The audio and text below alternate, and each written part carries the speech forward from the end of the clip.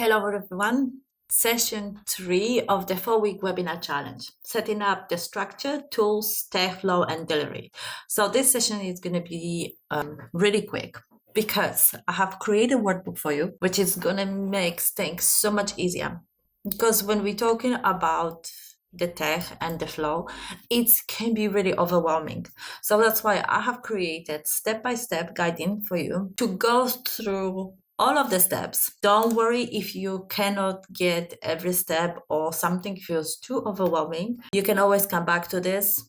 This is just giving you idea how to do it, and more webinars, more programs, more masterclasses you will do, it's going to get easier. So try to keep in some of the stuff, like for example, define the business outcome. I'm pretty sure that when you were creating or thinking about your webinar, you kind of have the outcome. You knew what you want people to do during the webinar and immediately after.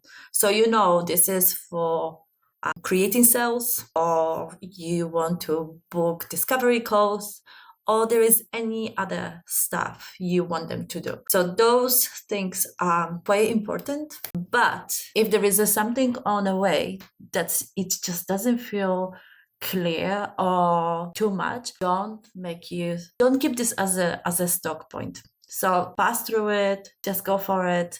Check what's next you can do. So you have the 3 steps here, what you're going to be measuring, how you want people to react. And of course, if you're working with someone else, it's really great to be on the same page with that person. So having this 30 minutes at least to align, I think it's really important. Next step, you know exactly if you don't measure, you cannot improve. So now it's a question. What would you like to measure? How would you define those things? So are you going to ask questions during your webinar? There's going to be polls or ABCD answers. It's all up to you, but it's great to have those things just to understand how your audience is feeling, how they speak about the specific problems you have a solutions for, so you can learn from that. For example, for us, having conversation at the end of the webinar, then we can actually ask questions or have a conversation on the way. Do you agree? Do you disagree? It really makes a huge difference. And people really want to say what they think. I'm using HubSpot as a CMS system. It's a really great tool. It helps you to really organize everything in a really easy way. So you can really put attendees in a different locations and communicate with them in a different way. And it helps you to create tasks so you don't forget about things. So I would really recommend it for you to have a look. I'm not saying that this is the only CMS system you should do. You can adjust exactly the same steps in the different places, I'm pretty sure. But this is something I do. You have a little checklist. Don't worry if you don't have all of them. That shouldn't stop you. So building the back end. So this is really good in the moment. You don't have to think, if you have this done before your webinar, you don't have to think about this after when you're absolutely exhausted. So if you have a forms where people can fill up during the webinar and after the webinar, this is something you can send them. You can have an email flows so you know exactly what's going to be your next step. So you don't have to panic. It's like, okay, what am I doing now? So I use a HubSpot, again, as a CMS system. It's my powerhouse. Brevo, it's newsletter provider. So that's giving me chance to send out reminders before and information after the webinar. And registration links, I use Eventbrite and Zoom. Zoom, when you set up properly, you can have actually registration forms, so you can collect the email addresses as well, the same like you do this on Eventbrite.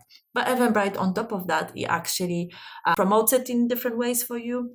And you can add those links into different places. This is maybe LinkedIn or Instagram, YouTube, whichever is your platform. Got you here, so you have a little checklist. So again, if this feels too much, don't worry. You don't have to do this in one go.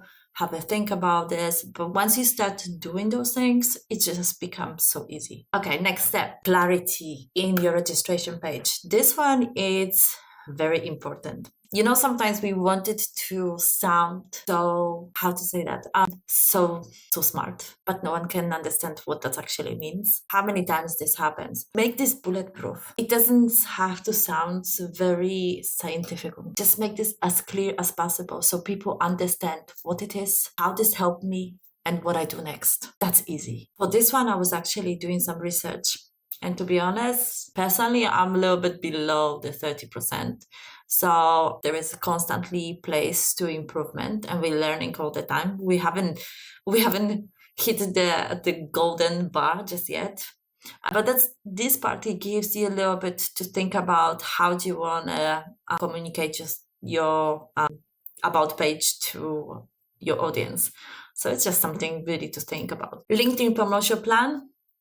This we're going to be talking more up next session. So one thing, when you're creating your LinkedIn event, you can invite over 1,000 people a week from your connection. So if you're going to do this on your company page or it's going to be on your personal profile, it doesn't matter, because even on your company page, you can invite 1,000 people from connection which follows you. So this is really good.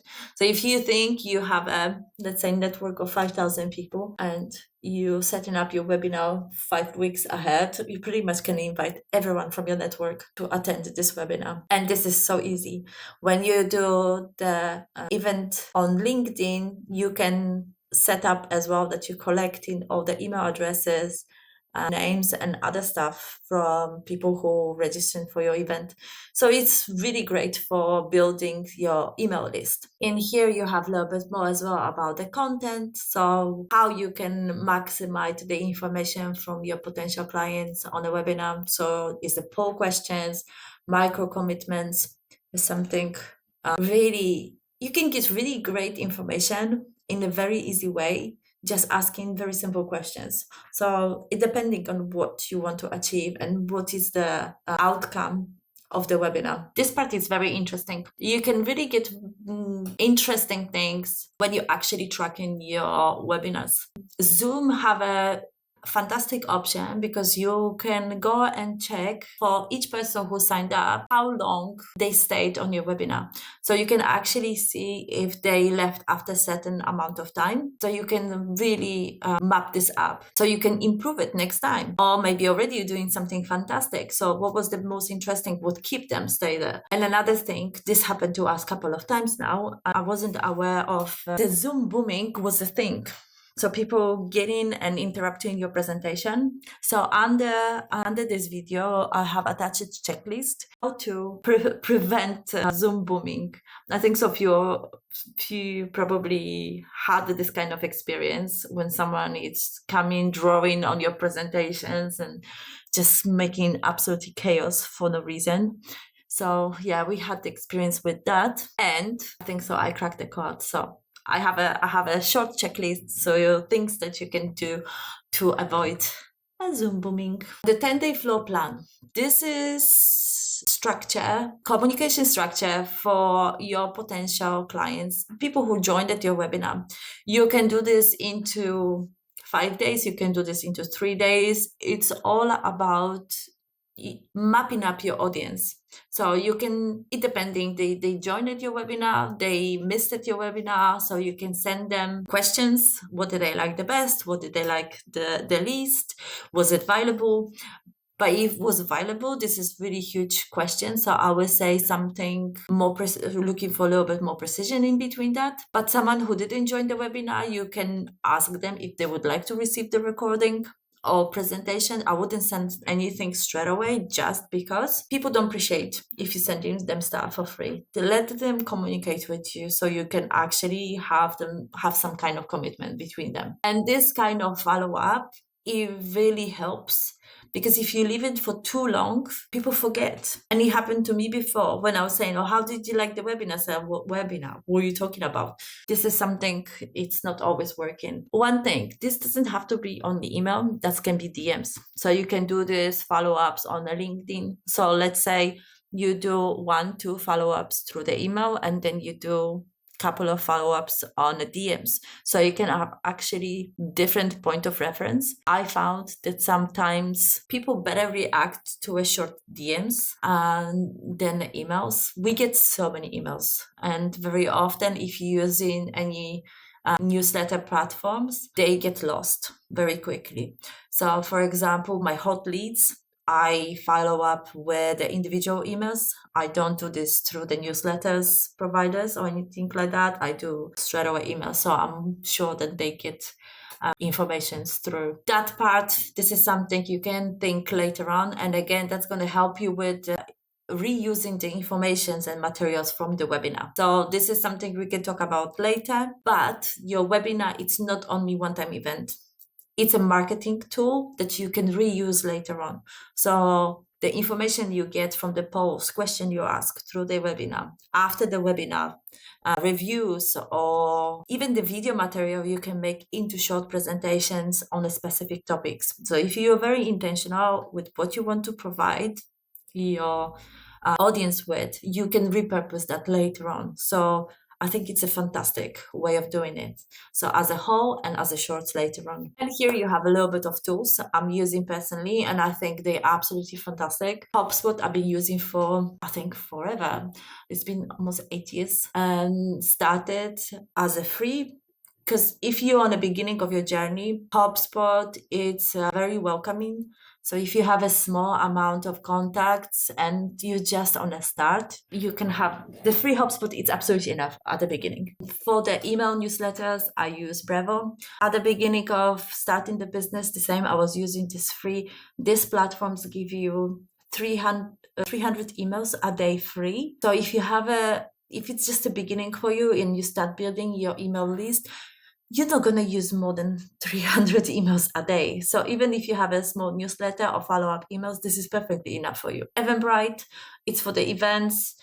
People can pay straight away there. So this is really good. If you're doing something which is paid and there is a small commission, I think you can have it as a free event to up to 25 people. So we use this for the webinars. And when you have pay events, then there is more charge for someone who pays, but it takes care of all your taxes and everything. So it's very helpful. Promotion, I use LinkedIn, but it can be YouTube, Instagram, TikTok, Facebook, whatever platform you're using really.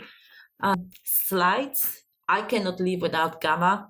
It's absolutely fantastic tools, makes so much easier. So this presentation and this workbook was created on Gamma. So it's giving you idea how nice and clean that can be, and you can add lots of different touches. I wanted the simplest way, but you can do so much more with that. There is a link as well. You can try yourself. So it's giving you 200 credits to start with, so you can test it. Absolutely free. Canva, everyone knows Canva. It's a fantastic tool. ChatGPT, always helpful. And to cut your clips, I use Opus Clip. So these platforms, you add in, that can be direct file or it can be YouTube link. It takes 15 minutes. You're giving them keywords you're looking for in the video, and then you can structure to 10 seconds, 30 seconds, 60 minutes or more videos you're looking for. And in less than 15 minutes, you have created about 20 clips, which you can after adjust and edit the way you want. And of course, Zoom for delivery platform, I found it being much easier and straightforward. But if you have any other ideas, let me know. And if I didn't answer some questions, please drop the message below and I will be more than happy to answer all of your questions.